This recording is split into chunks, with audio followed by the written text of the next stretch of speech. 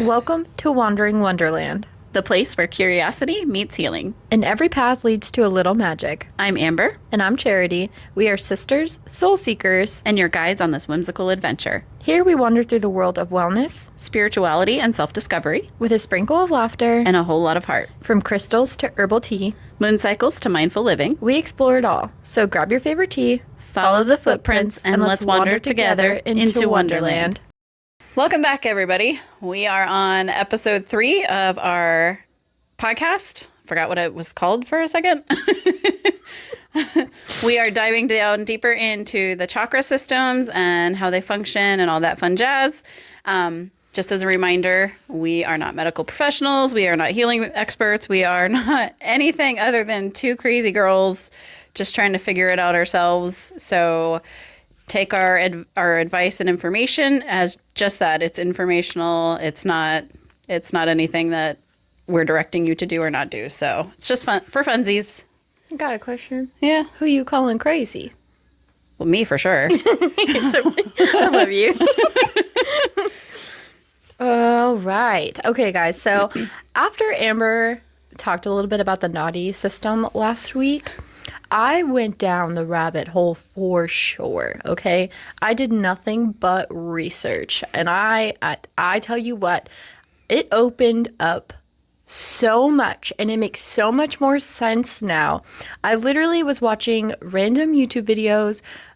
It was an Indian gentleman and his accent was so thick that I had to pause it like every 2 minutes just so I could, grasp what he was saying and understand. And Brian is looking at me like I'm insane. He's like, what is going on right now? I'm like, I am doing research. Leave me alone. Just random images are popping on the screen. And he's like, I don't even know what's happening. I'm like, it's none of your business. It's definitely unique, and it does all tie together. So every system I think that we talk about is going to tie into its counterpart or opposing systems, or down to astrology ties into to the chakra systems. So everything we talk about is related, and I think the further you get in your healing journey, you realize it's all like that. Yes. Down to the people. Yes. Yes. So, all right, let's dive in. So I'm going to start with the Nadi. She kind of briefly went over that last week. Nadi is a Sanskrit word that means channel. Our bodies consist of 72,000 nadis. Each of them have their own function.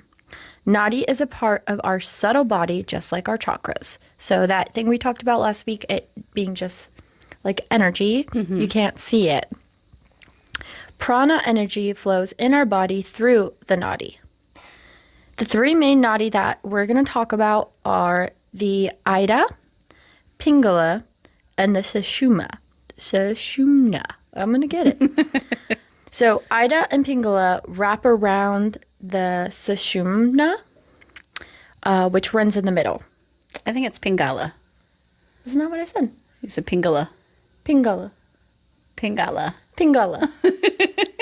I might be wrong too, though. Pingala. It is Pingala, but I'm just lazy, I guess. Okay. Fun fact. Oh, God, I screamed that. Fun fact. The Caduceus? Yeah, I don't know. Caduceus. We're going to go with it. That's Sounds what like we're a rolling with. Harry Potter spell, okay? I'm going to put the image up on the screen so y'all know what I'm talking about. It symbolizes the system of nadis with two snakes representing the Ida and Pingala. Pingala. Intertwining around the central Sushumna Nadi, which is depicted as the staff. So you can talk a little bit about that because you were the one who mentioned it to me. Yeah, so a lot of people may have seen it before. If you think of the medical symbol you'll see with, I think, like nursing and doctors, it is just that staff. Excuse me, the staff with the two snakes that just kind of wrap around in like the spiral. Mm-hmm. You've seen it. Almost everybody has seen it. They've seen it somewhere in the medical industry. So if that tells you anything about medical and how it correlates to the energy centers, or at least used to, when I'm sure it still does, but they've kind of gotten away from that. That's essentially what it represents is the Nadi. Okay. So on the subject of the Ida and Pingala. There you go. You had mentioned previously that they're contrast. They contrast each other. Yes. So I did a little bit of research into that, like you had spoken about last week. The Ida is a feminine, and it represents like our emotional state of mind.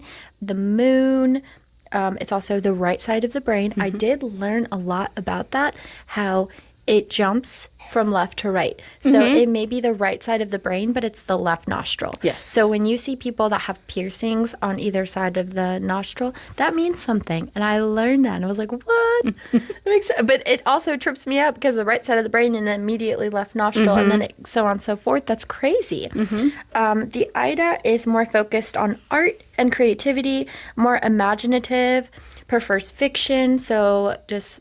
Yes, I can relate to that. I definitely feel like I'm more in that energy. Right. Pingala. Oh, did I say what Ida means? No.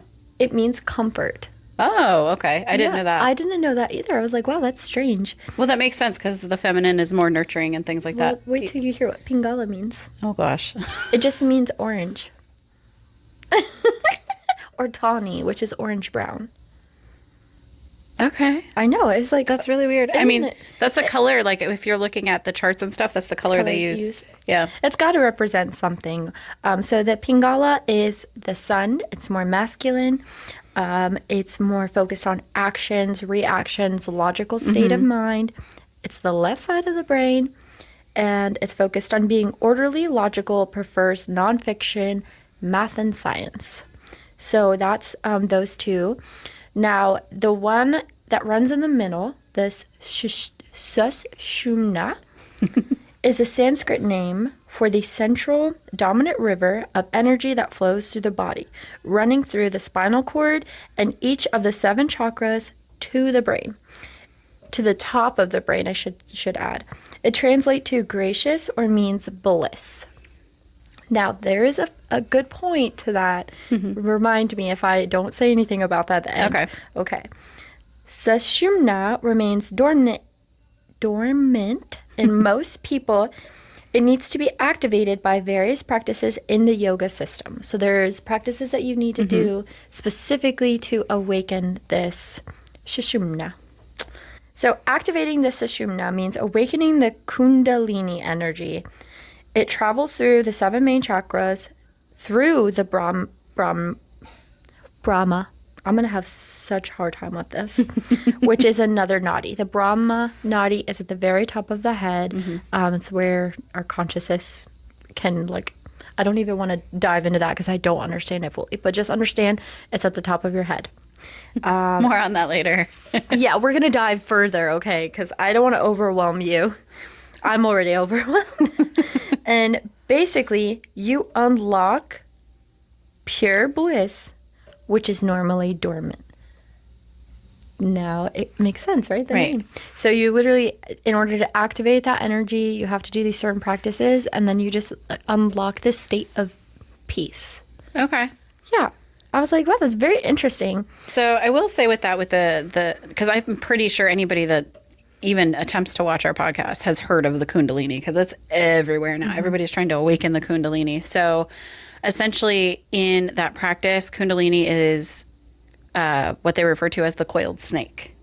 Oh, are you going over that? Yes, I'm going to get to it. Oh, my bad. It's okay. I'm just excited. I mean, you can read that part. All right. So I'm going to let her go over this because she's super excited about Kundalini. I didn't know that divine feminine energy is also tied to Kundalini. So I did some research on that and I dove deep and yeah. So for this, divine feminine energy has been acknowledged by many different cultures. It represents more feminine qualities like being nurturing, intuitive, empathic, and creative. This energy is the yin energy, whereas the divine masculine energy is the yang energy. In order to connect both and harness this energy, we need to engage in more nurturing activities to help us connect to our intuition and emotions, as well as feel connected and grounded. I need more grounding right now. Whew. Kundalini is derived from the Sanskrit word for coiled. That's where the coiled snake comes in. and the divine coiled feminine energy located at the base of the spine. Kundalini refers to this dormant life force that, once activated, can bring about profound change in a person's consciousness and connection to the universe. Once awakened through practices like yoga, and meditation, it is believed to ascend through the body's chakras, leading to the spiritual enlightenment and self-realization. So the coiled snake thing that I was just talking about, that's what they kind of call it, but on the scientific side of things, it's actually spinal fluid that sits at the base of the spine. And what happens is, with certain breathing exercises and yoga practices and things like that, it forces that spinal fluid up through the spinal channel, because it doesn't normally go up that easily. So by doing these practices, you force that up into the brain, and then the brain has that elated response. And I forget what they call this type of fluid specifically. There's actually a name for it. But the science behind it, they've actually linked that to the Kundalini awakening and that spiritual. Wow. Yeah, so there is scientific evidence that it's a real thing. Wow. So for me, that is really cool that it's like I literally think of it, this is going to sound so silly, I think of it as like a video game. Okay. Like the levels get harder, but your goal is to unlock these energies that are within you that are just going to make your life better. You're going to be at peace. Yeah, it's funny you put it that way, because it is kind of like that. Because as you level up in a video game and get your tools, expert level yoga poses and things, right. you're essentially unlocking these energies. That is just, it blew my mind to think of it that way, but that's how I thought of it. That's so funny. Yeah. Well, I'm like, I'm going to make a video game about this. right. That's one way to relate to it, though, because as you play all video games really, you start out where it feels like everything is very, very hard in the beginning, and then they give you the new sword, the new weapon, up. the new level, the new strength, armor, all of it. Oh yeah, that's pretty cool. Okay, so we're gonna go into the chakras now. I just wanted to kind of explain that and how the nadis are very important for the. It intertwines with the chakras, and it is essentially, that's what the goal is, to unlock this energy. So when we have negative or harmful thoughts, beliefs, or repressed emotions, these affect our energy bodies by causing blocks or stagnation. We need to remove emotional and energetic toxins to be in a truly balanced state of health. So you got to do a lot of work, guys. I'm so sorry. But it's worth it. Right. All right. So our beings naturally experience energy blocks, stagnation, and imbalance. Since everything has energy, it can influence our energy positively or negatively. Our thoughts and emotions are also energy and influence our energy body as well as our physical body. So there's a lot going on. Everything affects our energy.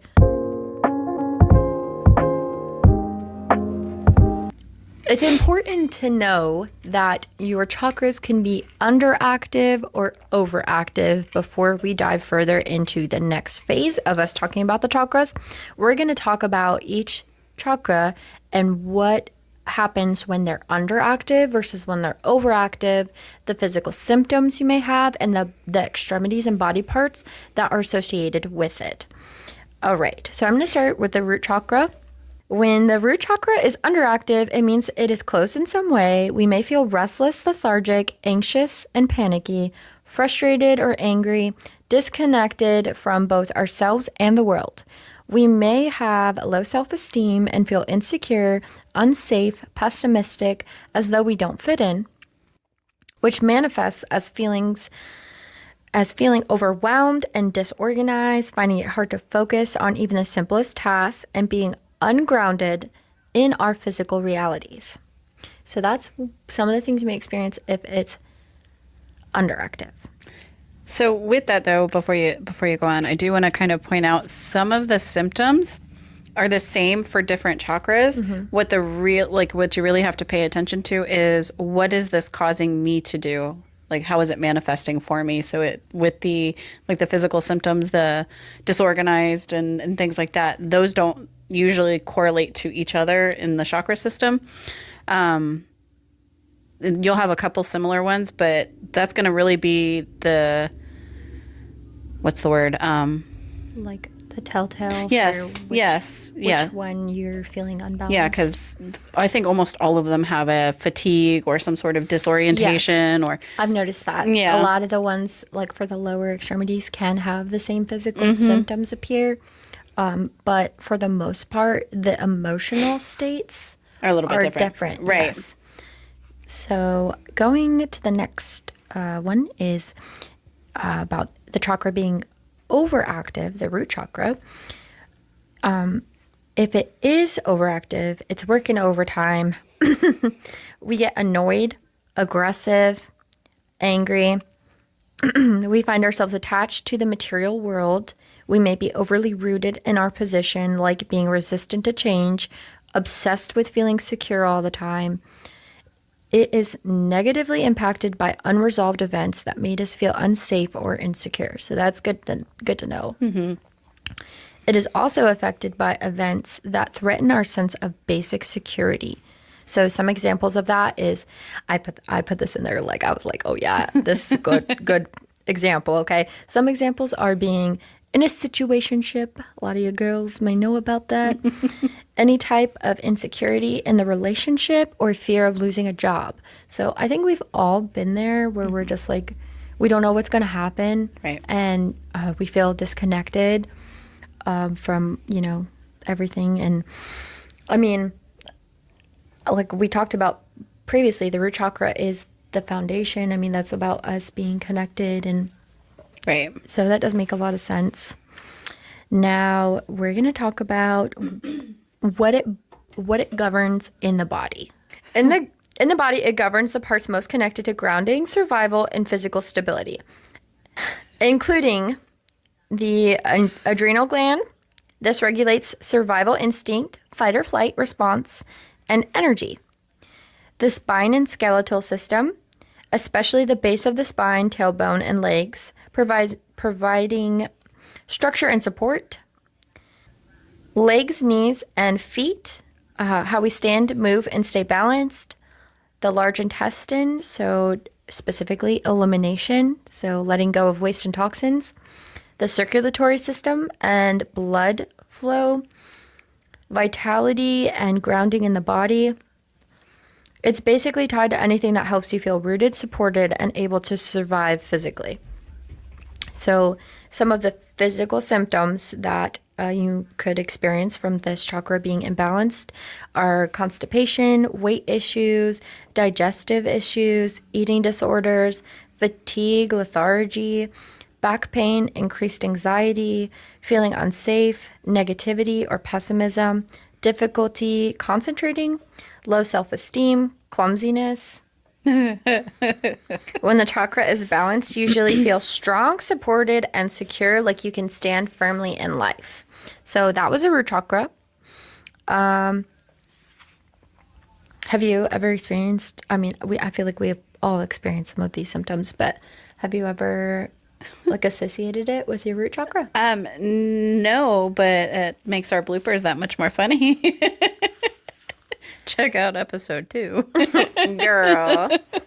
No, it's actually, it's interesting to realize how everything correlates with this kind of stuff because, and again, they do tend to connect, and when one's underactive, the other typically will be overactive to compensate. Mm-hmm. So you will see a lot of connecting things where you're like, okay, well, I thought one was out, or not working properly, but now it's 2 or 3, or it's a whole chain of them now because it just needs to be realigned. And we are going to talk about how to incorporate practices to help rebalance that as well. Oh, yes. Our next episode, we're diving deep into all of the practices that are associated with each chakra. Okay. And then I'm going to make mini-sodes about actual meditations that you can do for each one. Yep. Yeah, I'm excited. We're excited about all of these ideas. I'm like, there's not enough time. Enough time. Nope, but we'll get there. Just be patient with us and continue to watch our videos. Also, shout out to Mom and Dad. Yeah, our sponsors of this week's Don't episode. we sound great? And we can hear ourselves in real time. This is like mind-blowing. Okay, on to the next one. We got a little sidetracked. It's okay. The sacral chakra. The sacral chakra. I can't even talk right now. It's been weird. I think, yeah. So we've had some weird things happening lately, y'all. We'll talk about that too later. Spiritual warfare. Yeah. Pray. Pray, pray, pray. When our sacral chakra is underactive, we are likely to suffer from a low libido, issues around sex or intimacy. I'm not going to say this correctly. Gynecological or fertility challenges. I think I said it right. Wow. Gynecological. Gynecological. Yeah. Okay. Woo! Look at me go. I had to think about it. I'm like, is that right? Struggles with creative endeavors, lack of creativity, insights, or fulfillment, lingering relationship issues, and emotional dissatisfaction. So notice how lingering relationship issues is also a part of this one, and situationships were part of the other one. They do, like she said, they all kind of connect, and some of those things bleed over into the other aspects. So if the sacral chakra is overactive, this can manifest as overwhelming emotions, mood swings, excessive highs and lows, dramatic situations in relationships, overdependence on others, jealousy. What are you laughing at? I'm just realizing how out of line my sacral is. Girl, me too. Like, oh, wait. Oh, this hits home. Yeah, I know. I'm like, wait a second. I don't like how a lot of these things I can relate to. Lingering relationship issues and emotional dissatisfaction. So if the sacral chakra is overactive, this can manifest as overwhelming emotions, mood swings, excessive highs and lows, dramatic situations in relationships, overdependence on others, jealousy, possessiveness, and sexual or other addictions. So addictions in general. In the body, it governs areas linked to creativity, pleasure, and reproduction. So I'm going to go a little bit into the specifics of those areas. Ooh, my bad. Sorry, that was my alarm. Oh, jeez. You got places to be? I'm late. Oh, no. I'm just kidding. Oh. The reproductive system. So specifically ovaries, testes, uterus, fallopian tubes, and the prostate. Fallopian tubes. Fallopian. I like that better. Woo, kidneys and bladder. So specifically water balance, fluid regulation, and elimination. Lower digestive system, so the lower intestines and colon, especially fluid absorption. Hips, pelvis, and lower back. Flexibility, movement, and support for the creative energy. The circulatory system in the pelvic region. So those are the specific areas that this chakra is connected with and can impact. Now I'm going to go into a little bit more detail for this one specifically. So our sacral chakra can be impacted by energetic baggage we carry over from our root chakra. So it can prevent us from feeling safe to experience joy. Okay. So I think root and sacral are like... They be sisters. Yeah. As we navigate each day, circumstances like relationship issues, sexual experiences, and how we handle our work-life balance may also disrupt the flow of this chakra.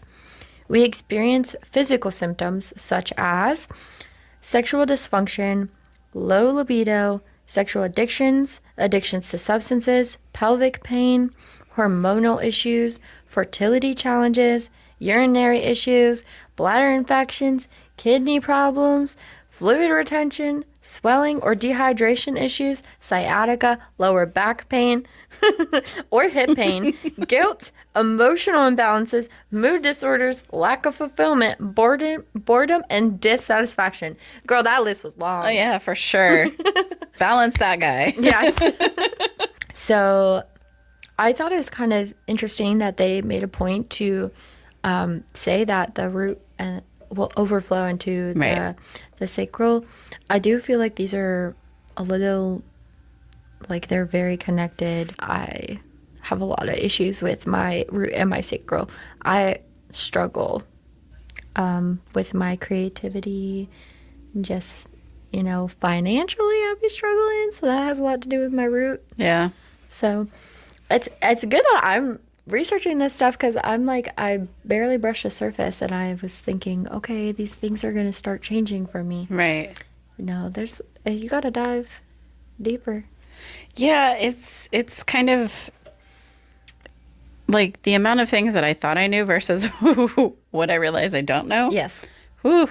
You can always learn more. Oh my gosh. And I mean, I'm not cocky with it. Like I know everything, Yeah, but I know. You get to a point where, just enough to be dangerous, I think. Mm-hmm. So yeah, I kind of like doing this just because it does push us to actually have to research more and dive into it. Practice it. Yeah. Actually, because now I'm learning all of the things that are for each chakra, and I didn't know that. I knew the yoga poses, but I didn't realize that there is like essential oils that you could use specifically, crystals that you could use specifically, and it is intertwined with all other aspects that I'm interested in, and so that just is a cherry on top. I'm excited to learn more. Moving on to the solar plexus. Let's see. So when this one is overactive, the signs for the solar plexus are controlling or domineering behavior, perfectionism, or being overly critical, anger, irritability, quick temper, power struggles, needing to always be right, workaholism, I don't know who you're talking about. or obsession with achievement. That's not me at all. Okay. Whatever you say. Underactive signs for the solar plexus can be low self-esteem, lack of confidence, difficulty making decisions or asserting boundaries, feeling powerless, passive, or like a doormat, avoiding challenges or responsibility, fear of rejection or failure. The solar plexus governs the systems tied to digestion, metabolism, and personal power. I'm just diving right into the what it actually governs in the body. Okay. Specifically, the digestive organs being the stomach, pancreas, liver, gallbladder, and small intestines. Metabolism and energy processing, so how our body turns food into usable energy. Oh, okay. Yes. The muscular system in our core, abdominal muscles and diaphragm, so our breath and our breath power, so like how we're able to do those breathing exercises. Sometimes I want to pass out. All right. Pancreas, so this relates to blood sugar and energy levels. The nervous system, the solar plexus nerve network. So gut instincts and stress responses.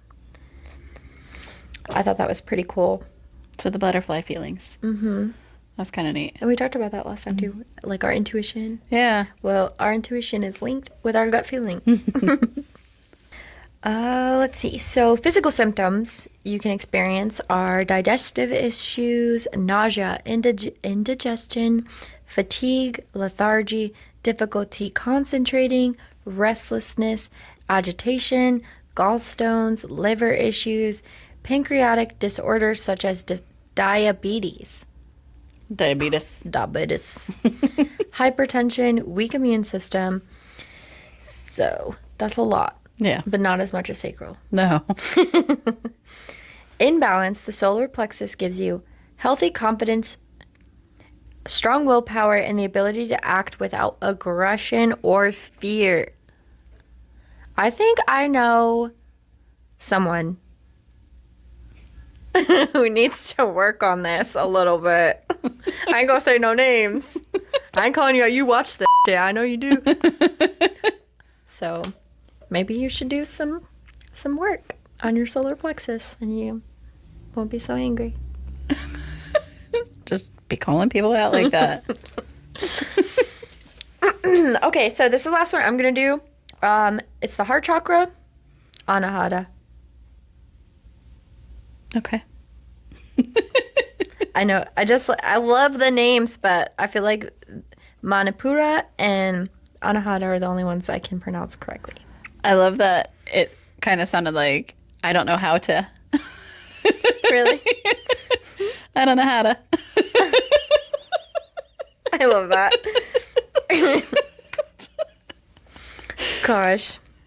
All right. We're gonna have those down. It's gonna be like a second language for us. I totally forgot to put it on mine, so I'm gonna have to use my little cheat sheet here. You don't need. Well, yeah, I kept that. I was gonna say, I got kept the it here. yeah. Who cares? It's okay. I haven't said it for the first. I didn't want to for root and sacral. Do they scare you? We are terrible at the Sanskrit pronoun. Mudlahara, Okay. Svadhisthana, Okay. or yes, it's probably incorrect, but I tried. Yeah, no, that's fine. There we go. All right, so we're moving on to the heart chakra. The heart chakra serves as the energy center for love and our ability to both give and receive love. So, with qualities of forgiveness, empathy, and compassion. So, this is a very important one. Because the world needs a whole lot of compassion right now, and a lot of people need to be working on their heart chakra. When it is underactive, you can experience things such as difficulty trusting others, fear of intimacy or vulnerability, feeling unloved, lonely, or disconnected, holding grudges or struggling with forgiveness, overly self-critical, low self-worth. Okay. Yes. When it is overactive, you can experience things like giving to the point of self-neglect, Okay. codependency, difficulty setting boundaries, smothering, clingy, or overly attached, seeking external validation constantly, and losing yourself and others' needs. I think a lot of people, it may be overactive. I feel called out. I'm not saying any names. No, for sure. That one, yeah, I definitely sway on the overactive side. I do too. Let's see. So this governs the area closest to the heart. So specifically the heart and circulatory system, blood vessels, and overall cardiovascular health. The lungs and respiratory system, so breathing, life force. Ooh. So prana. The thymus gland, didn't even know that was a thing. No? No. What is the thymus gland? I've heard of it, but I don't know what it does. So, It is for our immune response and our T cell production. okay. Yes.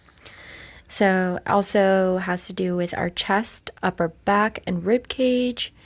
So the physical space around our heart and lungs, our arms, shoulders, and hands.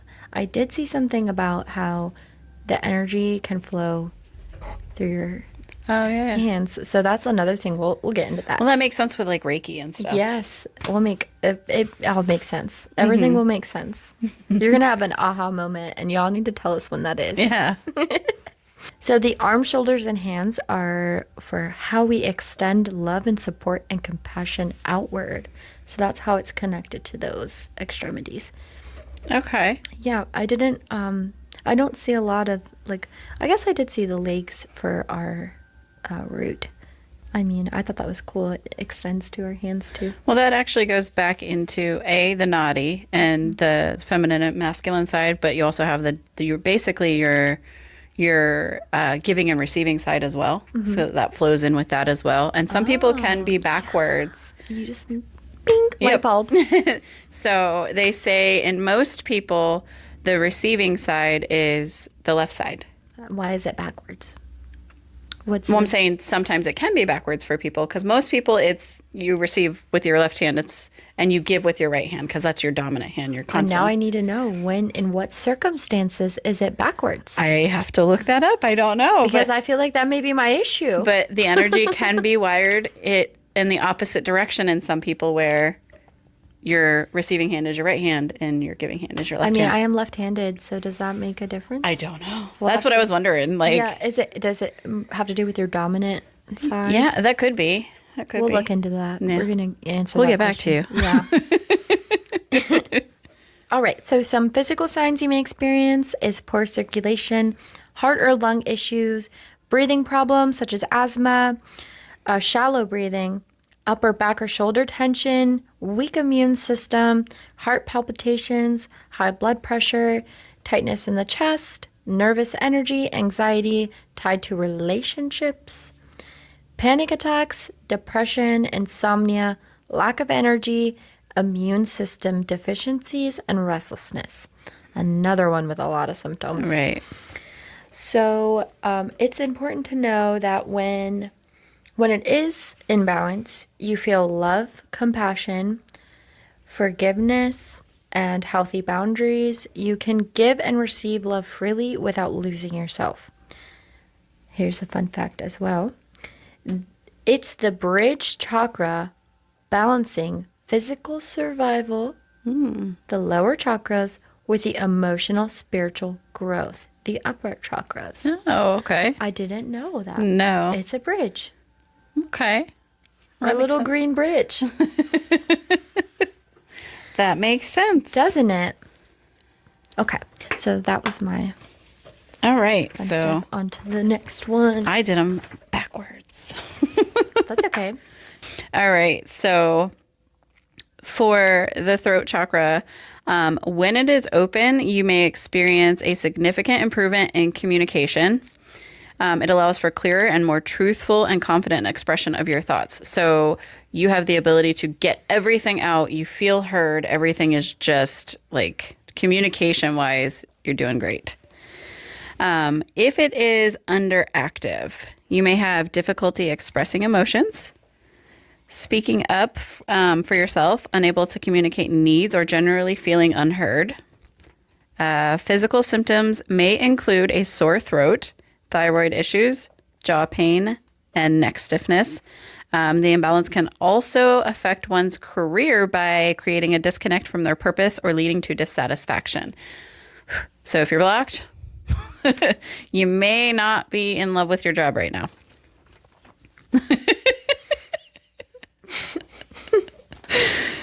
So yeah, overactive. It can lead to excessive talking, interrupting or dominating conversations, hindering the ability to listen to others. It can also manifest as being overly critical, gossiping, or being harsh and overbearing in interactions. Physical symptoms, again, sore throats, stiff necks, ear infection, or jaw and mouth issues. So it is directly tied to pretty much everything in this general area. You can even essentially kind of get up to the sinuses as well on some of these. It affects shoulders as well. And then thyroid glands, so that overactive or underactive thyroid as well. Wow. Mm-hmm. That I didn't realize that the throat chakra was that aspect of your life. I wouldn't expect that. But I do see the overactive, underactive, like taking over conversations. I've been both of Same. that one. Same. I've been both. Oh, yeah. The Sanskrit. What is the Sanskrit for it? Vishuddha. Totally probably butchered that, but that's what we're going with. All right. Next up, the third eye, right in between the eyebrows. It actually goes directly back to the pineal gland. So they say the pineal gland is actually your third eye axis. It is ajna. That's what I'm going with. AJNA. So good luck, guys. This is a good one. Yes, this is my favorite. This is the one I'm probably going to regret trying to get open and balanced because, yeah, it's going to be fun. When your third eye is open, you may experience heightened intuition. Wow. You too. Heightened intuition, vivid dreams, greater self-awareness, and a deeper connection to inner wisdom and the universe. Underactive, there is a lack of intuition and trust in inner wisdom, difficulty with concentration or planning, mental fog, anxiety, being closed off, and limited imagination. So if you're having trouble imagining things, you're probably underactive. Overactive can be vivid dreams or nightmares, difficulty grounding yourself in the present moment. So kind of that, what's the word I'm looking for? Kind of that space cadet, the head in the clouds. Some people would say, like, you just can't bring yourself into a grounding moment. Okay. Paranoia, delusions, suspicions, loss of faith and purpose, too much focus on the spiritual realm, which can actually lead to the abuse of hallucinogens and psychedelics. Wow. Because you're trying to always chase that next vision. Wow. Yep. It can manifest itself as headaches, vision problems, eye strain, insomnia, poor balance, dizziness, and clogged sinuses. So this one is definitely in the sinuses as well. And it is tied to the pineal gland, which is what I just mentioned. And it is the regulation of light sensitivity and sleep. Okay. And this one had so much more, and I don't know why. The crown. Yeah, there's a lot in the crown one.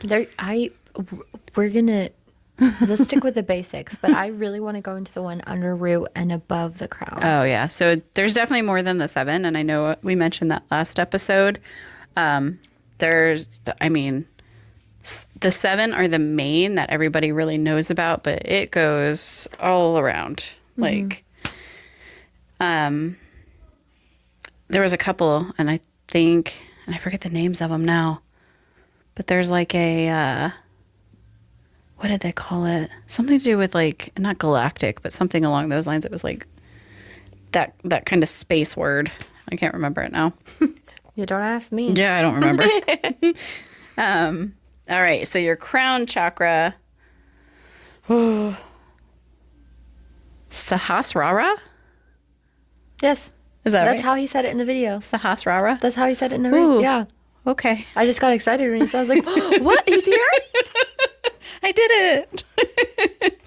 All right, when this one is opened, same thing as kind of the third eye, but you experience heightened spiritual awareness, inner peace. So that goes back to the Kundalini and awakening it. A profound sense of unity with the universe, and enhanced intuition and clarity of thought. The physical sensations of that open chakra may include tingling of the head or feelings of energy moving through your body. A balanced crown chakra signifies a deep spiritual connection, wisdom beyond your years, and a broad understanding of interconnectedness of all things. Underactive, you may experience confusion or lack of clarity, dissociation or disconnection to yourself and the world around you. So with that, they actually, on the like psychological side of the medical field, talk about dissociative disorders. Okay. And some believe that's real and some believe it's not. But if you ever feel like you're watching yourself from a distance, like you're out, not out of your body per se, but you're not actually interacting with your own life. That's kind of that same thing. And I've done that before. That tends to correlate with depression quite a bit. Yeah. Physical symptoms may include headaches, fatigue, poor balance, and lack of coordination. But you also may have a heightened focus on material and earthly desires, a lack of purpose, depression, and life lacks significance. Try to say that word. Confusion and lack of clarity. So with that overactive, you actually may also get headaches, brain fog, feeling spaced out, kind of that same thing. Okay. Difficulty concentrating. Mentally may experience spiritual cynicism or a sense of superiority or difficulty processing the spiritual information. It may leave you feeling disoriented, have blurred vision, or be overly sensitive to light. So it does talk about this a little bit with the lack of faith and spiritual disconnection or cynicism. It's you start to almost, for lack of a better way of explaining it, the overbearing religious type, where they get so heavily in their beliefs that they're just very judgmental. That's kind of that same vibe you get with an overactive, like you just think you know it all. And let's be real, nobody in this world knows it all. Nope. So that was our dive into the physical signs of your chakras being either underactive, overactive. Either way, they're unbalanced, and the goal is to have aligned and balanced chakras and unlocking that. I don't even know. There's so many layers. The Nadi and your divine feminine energy. And a lot of men are going to be like, why would I want that? Right. Well, you would like for both your yin and yang to connect. That is a completely different culture that is Right. intertwining with chakras. It's crazy. But you want that fluidity so that you will feel peace. Right. No, balancing everything definitely, you have to be both sides. And I think as society, we've kind of flipped roles. If you ever notice, like women have gone to the more masculine side and have gotten stuck there. And men have gone to, a lot of men, not everybody, but a lot of men have gone to the more feminine side. Bunch of crybabies. Right. And there has to be balance. And no, we're not dogging a man for crying. No, that's not. No. I'm talking about mama's boys. That's what I'm talking about. No, but you're right. It's the overly on that side. There has to be that balanced. Yeah, I mean, Just some things to look forward to. We're going to be doing mini-sodes. I'm going to be releasing a mini-sode this week about how to, it's a visualization of your chakras meditation. So that's very short. It's like 3 to 5 minutes. You can take all the time you want, but I know some people don't got time for that. that's what I actually forgot to mention. So anybody that kind of related and you're like, I feel like both. I feel like it's overactive and underactive. You can be both. It does go back and forth. So if you're like this, it makes sense, but it doesn't make sense because I'm both sides. And, one day I'm this and the next day I'm that, or 1 minute I'm this and the next minute I'm that. That's because it does fluctuate. It does change moment to moment. And like she talked about previously, when one is out of alignment, the other one is either overcompensating. It's just going to be a slew of things. It's not just going to be like, oh, I'm feeling a little bit here.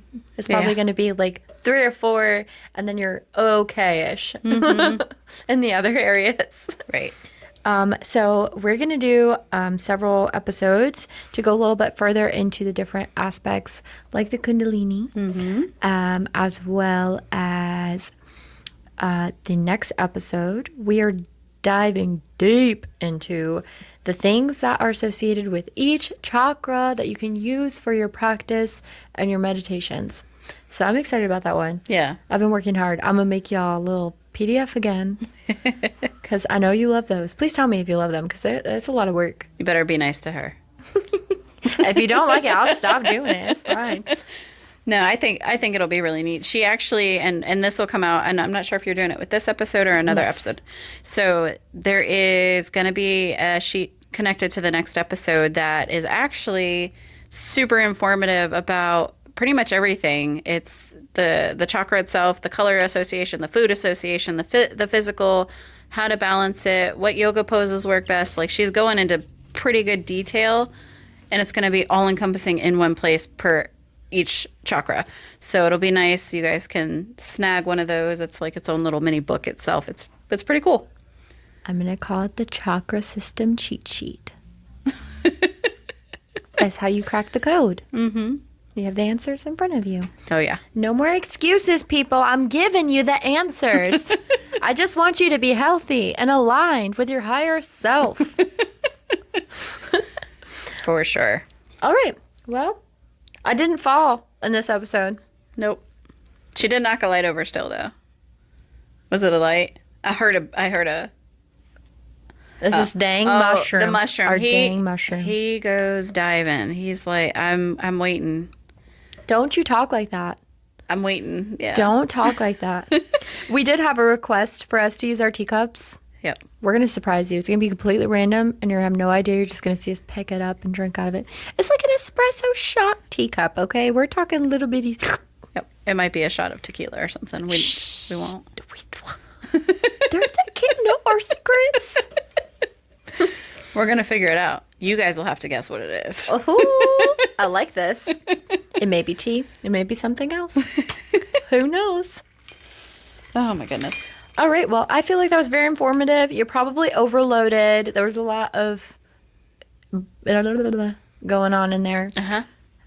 All this information I will be including on the PDF that is coming out in the next episode. So you're going to have to wait, but it will be included. So you'll have some information about the physical symptoms of each one being imbalanced as well. So I promise it's really cool looking. She's doing awesome. yeah.